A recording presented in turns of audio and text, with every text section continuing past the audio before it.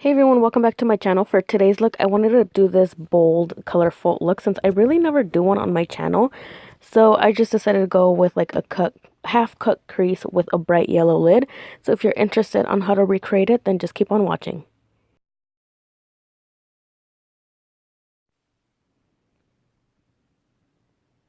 So going in with these two shades from the Lorac Mega Pro 2 palette, I'm just going to take this on these two colors on a fluffy brush, and I'm going to concentrate these colors mainly on the outer part of the crease just because we are doing kind of like a half moon cut crease. So you want to concentrate this mainly on the outside corner of the eye.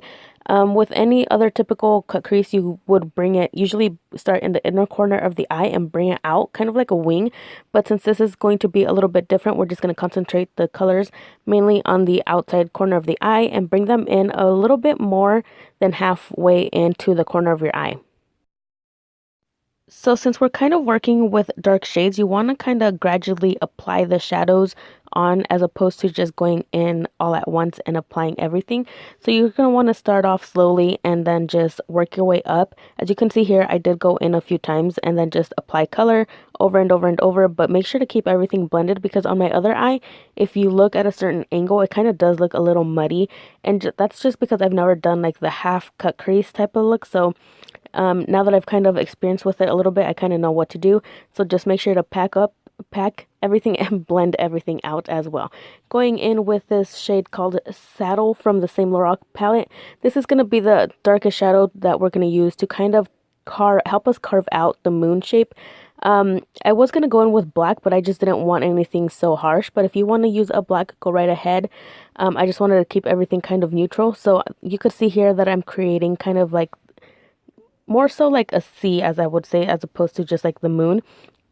So just create that, and this will be the guideline you have to kind of carve out in the next step. As well as with this color, make sure you keep a packing or a blending brush. Oh my god, I can't talk today. A blending brush right next to you because you will want to keep everything blended out. So just go ahead and once again start slowly and then work your way up with the darkness. And yeah, just keep everything blended. Now, these two colors, like the browns that I'm using right now, if you use too much right away and you blend everything, it will kind of go like into like a dark ashy brown. So just be careful with working with colors like these.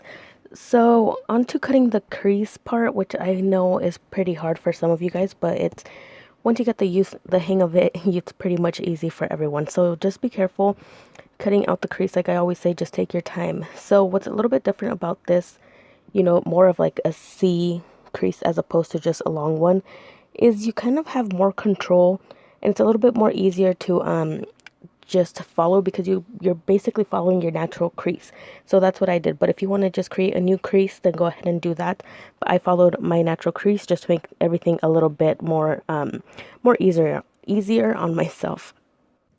So since I'm using a yellow lid color, I do want it to pop out a little bit more than usual. So I am going to use a white base. If you want to go with something nude, just remember that the color will be a little bit more darker and it won't pop out as much. So for the actual lid yellow, I'm going to go in with Fresh. I think it is from the Anastasia artist palette, and this is limited edition, so if you don't have it, I'm really sorry. Just go ahead and use whatever yellow you have laying around, but just remember, as long as you put on a base to carve out, whatever you put on top of that will stick, if that makes any sense at all. So I'm just going to take this with a flat shader brush and just pack this color on. I really feel like I cannot talk today, what the heck. So just go ahead and pack that on as bright as you want it. I did want like a really bright yellow, so I packed it on a few times, and I'm not sure if it'll come out like kind of like a mustard yellow, but just know that it is a true yellow. So I went ahead and added my brows and liner off camera, and I'm gonna go straight in with eyelashes, and the lashes I'm gonna basically always go to are my Ardell wispies. They're not the demi wispies because I just don't like how they're tapered from short in the inner corner and then they just like flare out. But if you're into that, then go ahead and use those. But if you are new with eyelashes, I do suggest using the ones from Ardell just because their band is a little bit more thinner and very flexible, so it will be very easy for you guys to kind of move around and get the hang of it. So ardell lashes are my go-to for beginners and for very experienced people.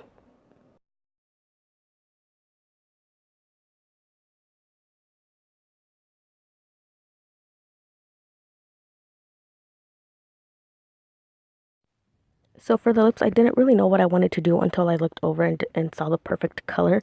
And that is a MAC lipstick, and it is Antique Velvet or Velvet Antique, something like that. But I will have it listed down below as well with every other, as well as with every product I have used today.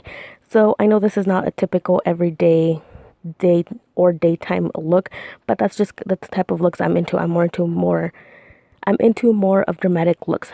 But if this look isn't for you, like if you're too scared to go out like this, I do have another option, and that is an Velvet Teddy from MAC as well. Sorry about that. It is antique. No, it is Velvet Teddy. And this is basically a perfect everyday nude. So once you're done deciding on what lip color you want to pick, then we're all done with the tutorial, you guys. Thank you all so much for watching. Don't forget to like, comment, and subscribe, and I will see you guys soon. Bye, you guys.